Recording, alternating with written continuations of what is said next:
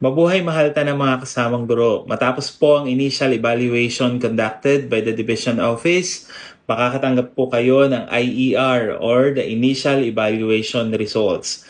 Makikita niyo po dito ang qualification standards set by DepEd and Civil Service Commission against the qualification standards of the applicants. Sa bawat criterion po, ilalagay po dyan kung kayo ay qualified or na-meet ninyo ang minimum qualification standard or kayo naman po ay disqualified o hindi nyo na-meet ang minimum qualification standards.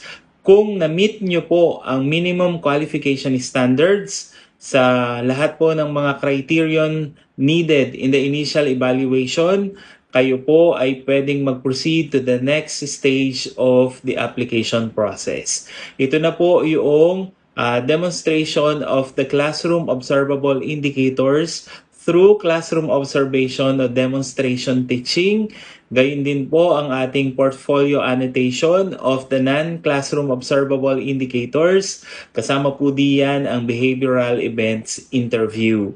So ito pong stage na ito ay gagawin sa isang paaralan kung saan po kayo nagtuturo. O kaya naman po depende sa schedule na ibibigay ng inyong division office. Paghandaan niyo pong mabuti ang lahat po ng mga MOVs